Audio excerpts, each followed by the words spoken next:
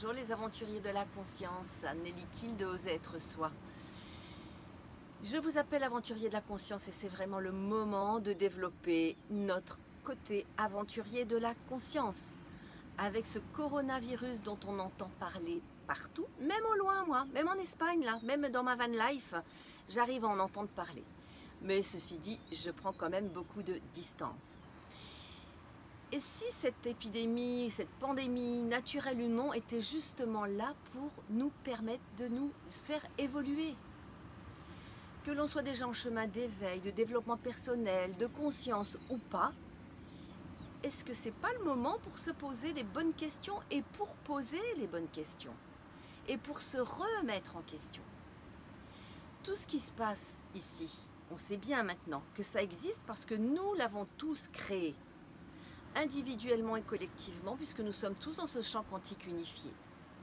Alors, au lieu de se mettre en colère, au lieu d'être dans la tristesse, de se dire « mais qui est-ce qui a amené ça? Est-ce que c'est tel pays? Est-ce que c'est tel humain? Est-ce que c'est des extraterrestres? Est-ce que c'est naturel ?» Pendant ce temps, est-ce qu'on ne perd pas beaucoup d'énergie, beaucoup de temps? Et que l'on est dans la colère, dans la tristesse qui amène des actions forcément destructrices, mais pas forcément créatrices. Alors que on pourrait poser quelques questions. Qu'est-ce que c'est? Qu'est-ce que j'en fais? Puis-je changer cette situation? Puis-je changer ça? Et si oui, comment puis-je changer? Et sinon, qu'est-ce que je peux faire d'autre? Quoi d'autre est encore possible? En tout cas, en ce qui me concerne, je suis passée par là il y a 25 ans. Et ça, j'ai envie de vous le témoigner parce que, pour ma part, c'était la même chose que ce qui se passe là, mais à un niveau individuel. J'ai attendu d'être malade pour bouger, pour faire mon chemin d'évolution et d'éveil. Je suis allée au bout de ma destruction. Comme cette planète-là dont on entend parler depuis un moment, qui va droit dans le mur, je suis individuellement allée droit dans le mur. Peut-être faut-il aller encore dans cette humanité, aller vraiment au bout de nos destructions pour choisir, mais vraiment choisir en conscience, choisir autre chose. En tout cas, moi je suis allée au bout du bout et c'est quand je suis allée au bout du fond de la piscine que j'ai tapé du pied et que waouh, c'est remonté et que je suis ce que je suis aujourd'hui. Est-ce que ce n'est pas ce qui se passe aussi pour cette planète Terre? Est-ce que ce n'est pas ce qui se passe aussi pour notre humanité?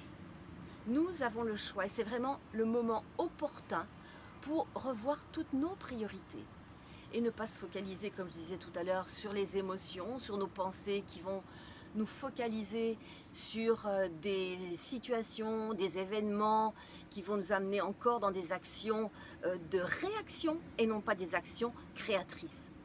C'est peut-être le moment, au lieu d'être dans l'abattement et ces actions destructrices, de trouver de l'entraide, de créer de l'entraide, de trouver de nouvelles solutions. J'ai vu hier sur internet une multitude de solutions qui ont été créées, qui ont été proposées, on va dire, par un praticien de santé autour de diverses choses. Je ne vais même pas les nommer là parce que vous allez pouvoir les trouver sur internet.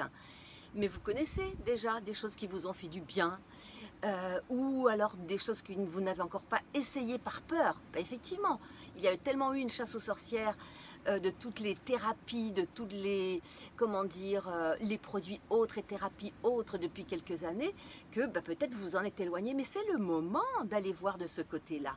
Il est vraiment grand temps de construire un autre monde. Et construire un autre monde, ça ne se fait pas avec le passé, ça ne se fait pas avec les habitudes du passé.